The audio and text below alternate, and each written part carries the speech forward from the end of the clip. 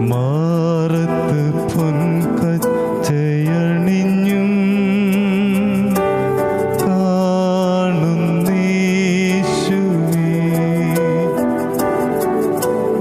ആദ്യനും അന്ത്യനും നീ മാത്രമേശുവേ. സ്തുതികൾക്കും പുകഴ്ചയ്ക്കും യോഗ്യനേശുവേ.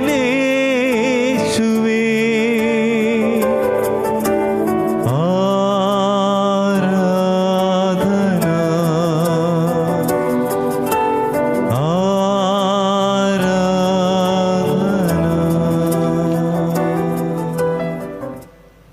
നിത്യസ്തുതിക്കേറ്റവും യോഗ്യമായ പരിശുദ്ധ പരമ ദിവ്യകാരുണ്യത്തിന് എന്നേരവും ആരാധനയും സ്തുതിയും പുകഴ്ചയും ഉണ്ടായിരിക്കട്ടെ. നിത്യസ്തുതിക്കേറ്റവും യോഗ്യമായ പരിശുദ്ധ പരമ ദിവ്യകാരുണ്യത്തിന് എന്നേരവും ആരാധനയും സ്തുതിയും പുകഴ്ചയും ഉണ്ടായിരിക്കട്ടെ. നിത്യസ്തുതിക്കേറ്റവും യോഗ്യമായ പരിശുദ്ധ പരമ ദിവ്യകാരുണ്യത്തിന് എന്നേരവും ആരാധനയും സ്തുതിയും പുകഴ്ചയും ഉണ്ടായിരിക്കട്ടെ. സ്നേഹമുള്ളവരെ, നാം കൃപയുടെ സമയത്തിലേക്ക് പ്രവേശിക്കുകയാണ്. പിതാവായ ദൈവത്തിലും പൂർണ്ണമായി ആശ്രയം വയ്ക്കുന്ന എല്ലാവരും തന്നെ തീർച്ചയായും ദൈവത്തിൻ്റെ കരുണ അനുഭവിച്ചിട്ടുണ്ട്. നമ്മുടെ ഓരോരുത്തരുടെയും ജീവിതത്തിൽ നാം പോലും തിരിച്ചറിയാത്ത വിധം ദൈവം കരുണ പ്രവർത്തിച്ചു കൊണ്ടിരിക്കുന്നു. പ്രിയമുള്ളവരെ, ദൈവത്തിൻ്റെ കരുണ ഏറ്റുവാങ്ങുവാൻ നാം ഓരോരുത്തരും എന്താണ് ചെയ്യേണ്ടത്? പിതാവായ ദൈവം തൻ്റെ പുത്രനിലൂടെ നമ്മുടെ മുമ്പിൽ വെളിപ്പെടുത്തി തന്നിട്ടുള്ളതാണ്. അവൻ്റെ കരുണ സ്വീകരിക്കുവാൻ നാം ഓരോരുത്തരും എപ്രകാരമായിരിക്കണം അവനെ സമീപിക്കേണ്ടതെന്ന്. ഇന്ന് ഈ തിരുമണിക്കൂറിൽ നാം ഓരോരുത്തരുമായിരിക്കുമ്പോൾ മർക്കോസിന്റെ സുവിശേഷം 1-ാം അധ്യായം 40 മുതൽ 45 വരെയുള്ള തിരുവചനങ്ങൾ വായിച്ച് നമുക്ക് ധ്യാനിക്കാം. ഈ തിരുവചന ഭാഗത്തിലൂടെ പിതാവായ ദൈവം വളരെ കൃത്യമായി തൻ്റെ പുത്രനിലൂടെ വെളിപ്പെടുത്തുന്നുണ്ട്. ഒരു വ്യക്തിക്ക് അവൻ്റെ ജീവിതത്തിൽ ദൈവത്തിൻ്റെ കരുണ സ്വീകരിക്കണമെങ്കിൽ എന്താണ് ചെയ്യേണ്ടത്? നമുക്ക് ആ വചനഭാഗം ഒന്ന് ശ്രദ്ധിക്കാം. ഒരു കുഷ്ഠരോഗി അവൻ്റെ അടുത്തെത്തി മുട്ടുകുത്തി അപേക്ഷിച്ചു, അങ്ങേക്ക് മനസ്സുണ്ടെങ്കിൽ എന്നെ ശുദ്ധനാക്കാൻ കഴിയും. അവൻ കരുണ തോന്നി കൈനീട്ടി അവനെ സ്പർശിച്ചുകൊണ്ട് പറഞ്ഞു, എനിക്ക് മനസ്സുണ്ട്, നിനക്ക് ശുദ്ധി ഉണ്ടാകട്ടെ. തൽക്ഷണം കുഷ്ഠം മാറി അവന് ശുദ്ധി വന്നു. യേശു അവനെ കർശനമായി താക്കീത് ചെയ്ത് പറഞ്ഞയച്ചു, നീ ഇതേപ്പറ്റി ആരോടും ഒന്നും സംസാരിക്കരുത്. എന്നാൽ പോയി പുരോഹിതന് നിന്നെ തന്നെ കാണിച്ചു കൊടുക്കുക. മോശയുടെ കൽപ്പനയനുസരിച്ച് ജനങ്ങൾക്ക് സാക്ഷ്യത്തിനായി ശുദ്ധീകരണ കാഴ്ചകൾ സമർപ്പിക്കുകയും ചെയ്യുക. എന്നാൽ അവൻ പുറത്തു ചെന്ന് വളരെ കാര്യങ്ങൾ പ്രഘോഷിക്കാനും ഇത് പ്രസിദ്ധമാക്കാനും തുടങ്ങി. തന്മൂലം പിന്നീട് പട്ടണത്തിൽ പരസ്യമായി പ്രവേശിക്കാൻ യേശുവിന് സാധിച്ചില്ല. അവൻ പുറത്ത് വിജനപ്രദേശങ്ങളിൽ തങ്ങി. ജനങ്ങളാകട്ടെ എല്ലാ ഇടങ്ങളിലും നിന്ന് അവൻ്റെ അടുത്ത് വന്നുകൊണ്ടിരുന്നു. പ്രിയമുള്ളവരെ, നാം ഇപ്പോൾ വായിച്ചു കേട്ട ഈ വചനഭാഗത്ത് ഒരു കുഷ്ഠരോഗി യേശുവിൻ്റെ അടുക്കിലേക്ക് വരുന്നതായിട്ട് നമ്മൾ കാണുന്നുണ്ട്. ആദ്യമേ തന്നെ ഈ കുഷ്ഠരോഗിയുടെ മാനസിക അവസ്ഥ എന്തായിരുന്നു എന്ന് ഒന്ന് ചിന്തിച്ചു നോക്കുക. തീർച്ചയായും അന്നത്തെ കാലഘട്ടങ്ങളിൽ ഒരു കുഷ്ഠരോഗം ബാധിച്ച വ്യക്തിയെ ഒരിക്കലും സമൂഹത്തിൽ പാർപ്പിച്ചിരുന്നില്ല. തങ്ങളിൽ നിന്നെല്ലാം മാറ്റി ഒരു അകലെയുള്ള ഒരു സ്ഥലങ്ങളിലേക്ക് അവരെ പാർപ്പിച്ചിരുന്നു. ഒരിക്കലും സമൂഹത്തിൻ്റെ ഇടയിലൂടെ സഞ്ചരിക്കാനുള്ള സ്വാതന്ത്ര്യമുണ്ടായിരുന്നില്ല. ഏത് നിമിഷവും തങ്ങൾ അശുദ്ധരാണ് എന്ന് ഉറക്കെ വിളിച്ചു പറയണമായിരുന്നു. കാരണം ഏതെങ്കിലും വ്യക്തി അവരുടെ അടുക്കലേക്ക് പോയി കഴിഞ്ഞാൽ അവരും അശുദ്ധനായി തീരും എന്നാണ് അവർ വിശ്വസിച്ചിരുന്നത്. അങ്ങനെ ഒത്തിരിയേറെ കടമ്പകൾ കടന്നു വേണം ഒരു കുഷ്ഠരോഗം ബാധിച്ച വ്യക്തിക്ക് വീണ്ടും സമൂഹത്തിലേക്ക് കടന്നു വരിക. അങ്ങനെയുള്ള ഒരു അവസരത്തിൽ യേശുവിനെ കുറിച്ച് കൂടുതലായിട്ട് അറിഞ്ഞിട്ടുള്ള ഈ വ്യക്തി ഒത്തിരിയേറെ സാഹസം കാണിച്ചുകൊണ്ടാണ് ഈ സമൂഹത്തിലേക്ക് തിരികെ പ്രവേശിക്കുന്നത്. യേശുവിൻ്റെ അടുത്ത് ചെന്നു കഴിഞ്ഞാൽ തീർച്ചയായും എൻ്റെ കുഷ്ഠരോഗം മാറും എന്ന ഒരു വിശ്വാസം ഈ കുഷ്ഠരോഗിക്കുണ്ടായിരുന്നു. അല്ലെങ്കിൽ ഒരിക്കലും ഇതുപോലെയുള്ള ഒരു സാഹസം അവൻ്റെ ജീവിതത്തിൽ അവൻ കാണിക്കില്ല. കാരണം അവനെ കാത്തിരിക്കുന്നത് ഒരു പക്ഷേ മരണമായിരിക്കാം, അവൻ ഉദ്ദേശിച്ച രീതിയിൽ കാര്യങ്ങൾ സംഭവിച്ചില്ലെങ്കിൽ. കാരണം അതുപോലെ വിലക്കേർപ്പെട്ടിരുന്ന ഒരു സമയത്ത് രണ്ടും കൽപ്പിച്ച് അവൻ കടന്നു വന്നിട്ടുണ്ടെങ്കിൽ അത് അവൻ്റെ ഉറച്ച വിശ്വാസം ഒന്നുകൊണ്ട് മാത്രമാണ്. യേശു അതിനകം തന്നെ ഒത്തിരിയേറെ രോഗികളെ സുഖപ്പെടുത്തി, പാപികളോട് കൂട്ടുകൂടുന്നു, സമൂഹത്തിൽ നിന്ന് മാറ്റി നിർത്തപ്പെട്ടവരെ അവൻ അന്വേഷിച്ചു കണ്ടെത്തുന്നു. അങ്ങനെ ഒത്തിരിയേറെ നല്ല കാര്യങ്ങൾ തീർച്ചയായും ഈ കുഷ്ഠരോഗി യേശുവിനെ കുറിച്ച് കേട്ടിട്ടുണ്ട്. അതുകൊണ്ട് തന്നെയാണ് തന്നെയും അവൻ ഉപേക്ഷിക്കില്ല.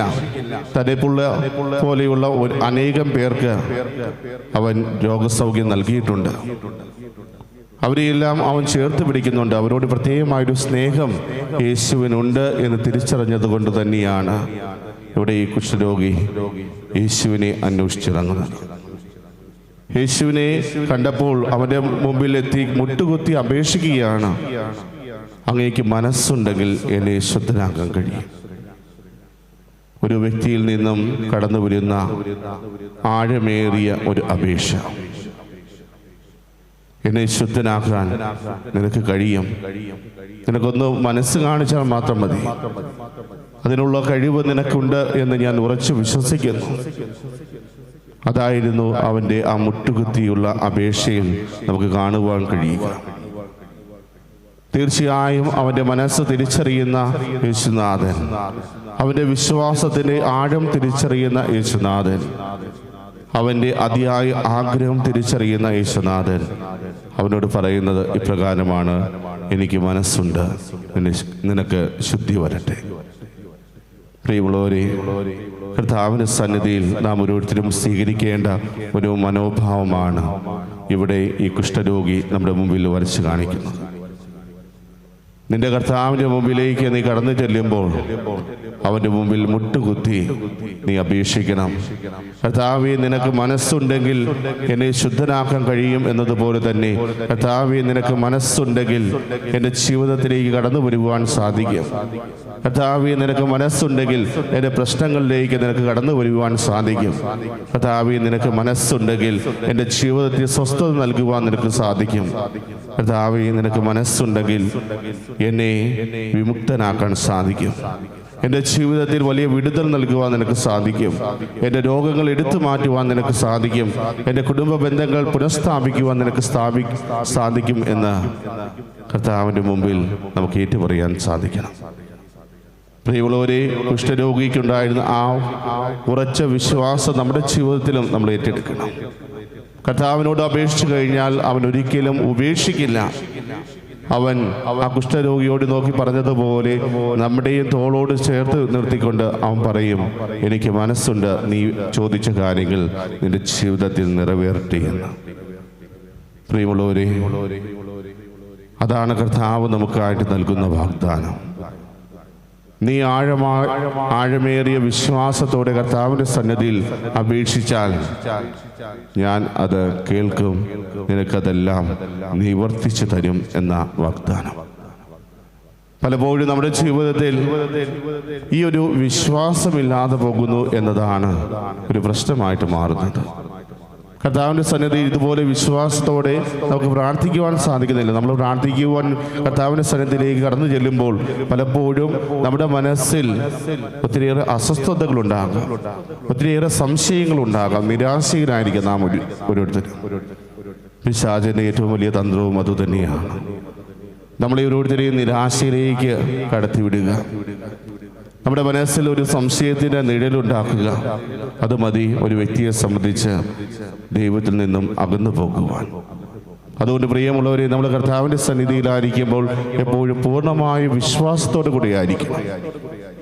അത് കഴിഞ്ഞ് തുടർന്ന് നമ്മൾ വായിക്കുമ്പോൾ കാണുന്നുണ്ട്, നിനക്ക് ഇതെല്ലാം സംഭവിച്ചു, പക്ഷേ പോയി പുരോഹിതന് നിന്നെ തന്നെ കാണിച്ചു കൊടുക്കുക. അതുപോലെ മോശയുടെ കൽപ്പനയനുസരിച്ച് ജനങ്ങൾക്ക് സാക്ഷ്യത്തിനായി ശുദ്ധീകരണ കാഴ്ചകൾ സമർപ്പിക്കുകയും ചെയ്യുക. എന്തുകൊണ്ടായിരിക്കാം ഈ കുഷ്ഠരോഗിയോട് യേശു ഇപ്രകാരം പറയുന്നത്?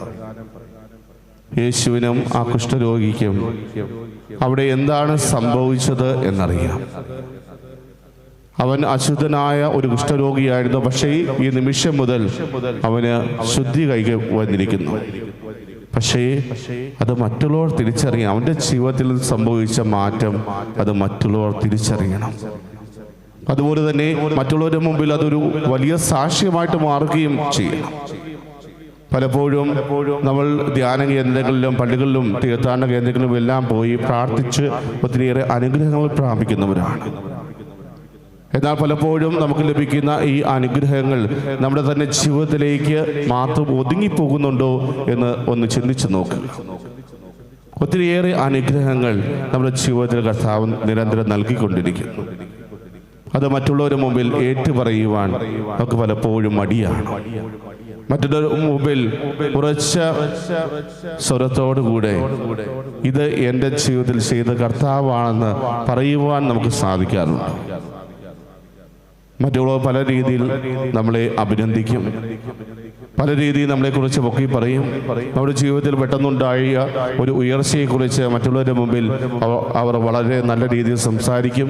പക്ഷേ ആ നിമിഷങ്ങളിലെല്ലാം നമുക്ക് ബോധ്യമുണ്ട്, ഇത് എനിക്ക് നടത്തി തന്ന ദൈവമാണ്, അല്ലെങ്കിൽ ഇത് എൻ്റെ ജീവിതത്തിലേക്ക് കർത്താവ് നൽകിയ വലിയ അനുഗ്രഹമാണ് എന്ന ബോധ്യം നമുക്കുണ്ട്. പക്ഷേ അത് മറ്റുള്ളവരുടെ മുമ്പിൽ തുറന്നു പറയുവാൻ പലപ്പോഴും നമുക്ക് സാധിക്കാറുണ്ട്. പ്രിയമുള്ളവരെ, കർത്താവ് ഇന്ന് ഈ ഒരു സുവിശേഷ ഭാഗത്തിലൂടെ നമ്മോട് പറയുന്ന ഒരു കാര്യവും ഇതാണ്. നിന്റെ ജീവിതത്തിൽ കർത്താവ് ഒരു അനുഗ്രഹം നൽകുമ്പോൾ, നിന്റെ ജീവിതത്തിൽ കർത്താവ് ഒരു വലിയ മാറ്റം കൊണ്ടുവരുമ്പോൾ അത് നിന്നിലേക്ക് മാത്രം ഒതുങ്ങിപ്പോകരുത്. മറിച്ച് ജനത്തിന് സാക്ഷ്യമായിട്ടത് മാറണം. മറ്റുള്ളവർക്ക് അതൊരു പ്രേരണയായിട്ട് മാറണം. എൻ്റെ ജീവിതത്തിൽ ദൈവം ഇതുപോലെ അനുഗ്രഹം പ്രവർത്തിച്ചിട്ടുണ്ടെങ്കിൽ നിങ്ങളുടെ ജീവിതത്തിലും ദൈവത്തിന് ഇതുപോലെ അനുഗ്രഹങ്ങൾ നൽകുവാൻ സാധിക്കും. എൻ്റെ ജീവിതത്തിൽ ഇതുപോലെ ഒരു മാറ്റം ദൈവം നൽകിയിട്ടുണ്ടെങ്കിൽ തീർച്ചയായും നിങ്ങളുടെ ജീവിതത്തിലും ദൈവത്തിന് വലിയൊരു മാറ്റം കൊണ്ടുവരുവാൻ സാധിക്കുമെന്ന് മറ്റുള്ളവർക്ക് ബോധ്യമാകുന്ന വിധം അവരുടെ മുമ്പിൽ ഒരു സാക്ഷ്യമായി മാറുവാൻ നമുക്ക് പരിശ്രമിക്കാം. പ്രിയമുള്ളവരെ, മറ്റുള്ളവരുടെ മുമ്പിൽ ദൈവത്തിന് ഒരു സാക്ഷ്യമായിട്ട് നാം തീരുമ്പോൾ അത് വലിയൊരു അനുഗ്രഹമാണ് നമ്മുടെ ജീവിതത്തിലേക്ക് കൊണ്ടുവരിക. കാരണം ഞാൻ നിമിത്തം മറ്റൊരു വ്യക്തിക്ക് കൂടി, ഒരു വ്യക്തിയാണെങ്കിൽ പോലും കുഴപ്പമില്ല, ആ വ്യക്തിക്ക് കൂടി ദൈവത്തിലേക്ക് കടന്നു വരുവാൻ സാധിച്ചു, ദൈവത്തെ തിരിച്ചറിയുവാൻ സാധിച്ചു. ദൈവത്തിൻ്റെ മുമ്പിൽ വിശ്വാസത്തോടെ പ്രാർത്ഥിച്ചാൽ എൻ്റെയും പ്രാർത്ഥന കേൾക്കും എന്ന ഒരു ഉറപ്പ് അവന് ലഭിച്ചു എങ്കിൽ, പ്രിയമുള്ളവരെ, അതാണ് നമ്മുടെ ജീവിതത്തിൽ ദൈവം നൽകിയിരിക്കുന്ന സുവിശേഷ വേല എന്ന് പറയുന്നത്. പക്ഷേ പലപ്പോഴും അങ്ങനെ ഒരു കാര്യത്തിലേക്ക് നമ്മൾ ശ്രദ്ധ പതിപ്പിക്കാറില്ല. നമ്മളൊരു പക്ഷേ കർത്താവിൻ്റെ സന്നിധിയിൽ പോയി നന്ദി പറയും, ഒത്തിരിയേറെ മെഴുകുതിരികൾ കത്തിക്കും, ഒത്തിരിയേറെ നേർച്ചകൾ നമ്മൾ കൊടുക്കും, അല്ലെങ്കിൽ നമ്മളെ കൊണ്ടാവുന്ന രീതിയിൽ ഒത്തിരിയേറെ സാമ്പത്തിക സഹായങ്ങൾ ചെയ്യും. അതേസമയം അത് മറ്റുള്ളവരോട് പറയുവാൻ നമ്മൾ പരാജയപ്പെട്ടു പോകുന്നു. പ്രിയമുള്ളവരെ, ദൈവം ഇന്ന് നമ്മോട് ആവശ്യപ്പെടുന്നത് നിന്നിലേക്ക് മാത്രം ഒതുക്കേണ്ട ഒന്നല്ല കർത്താവിൻ്റെ അനുഗ്രഹം. നീ കർത്താവിൻ്റെ മുമ്പിൽ നിന്ന് നിനക്കൊരു അനുഗ്രഹം ചോദിച്ചു വാങ്ങിയിട്ടുണ്ടെങ്കിൽ, നിന്റെ ജീവിതത്തിലേക്ക് കർത്താവിൻ്റെ ഒരു അനുഗ്രഹം ലഭിക്കുന്ന വിധത്തിൽ നിന്നെ തന്നെ ഒരുക്കിയിട്ടുണ്ടെങ്കിൽ, അവിടെ അവസാനിക്കുന്ന ഒന്നല്ല അത്, മറിച്ച് അതൊരു സാക്ഷ്യമായിട്ട് മാറണം. അതും നമ്മുടെ ജീവിതത്തിൽ നമ്മൾ നിർവഹിക്കുവാൻ കടപ്പെട്ട വ്യക്തികളാണ്.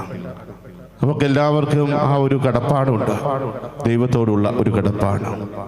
പ്രിയമുള്ളവരെ, അത് കൃത്യമായി നിർവഹിക്കുമ്പോൾ തീർച്ചയായും ദൈവത്തിൻ്റെ അനുഗ്രഹം ഇനിയും നമ്മുടെ ജീവിതത്തിലേക്ക് കടന്നു വരും.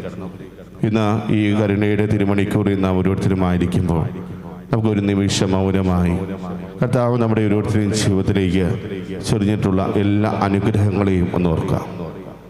ഏതെല്ലാം വിധത്തിലാണ് കർത്താവ് എൻ്റെ ജീവിതത്തിൽ പ്രവർത്തിച്ചിട്ടുള്ളത്? ഏതെല്ലാം രീതിയിലാണ് കർത്താവ് നമ്മളെ ഓരോരുത്തരെയും അനുഗ്രഹിച്ചിട്ടുള്ളത്. നമ്മുടെ ജീവിതത്തിൽ വലിയൊരു മാറ്റം കർത്താവ് കൊണ്ടുവന്നിട്ടുണ്ടോ?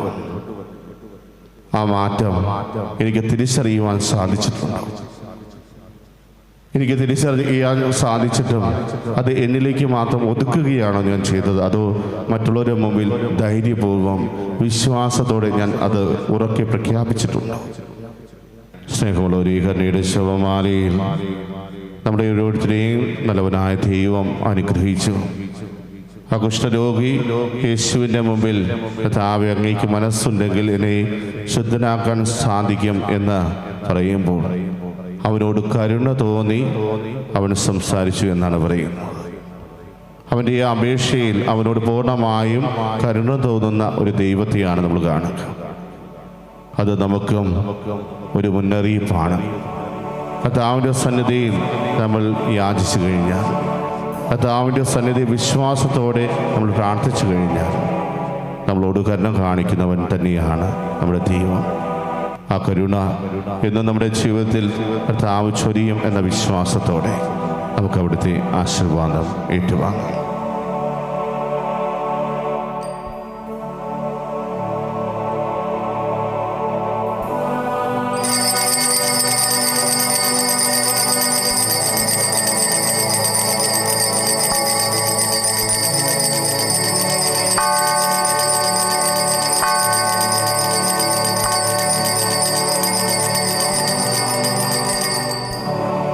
പരിശുദ്ധ പരമമാ ദിവ്യകാരുണ്യമേ, എന്നുമെന്നും അങ്ങേക്കാരാധന. പരിശുദ്ധ പരമമാ ദിവ്യകാരുണ്യമേ, എന്നുമെന്നും അങ്ങേക്കാരാധന. പരിശുദ്ധ പരമമാ ദിവ്യകാരുണ്യമേ, എന്നുമെന്നും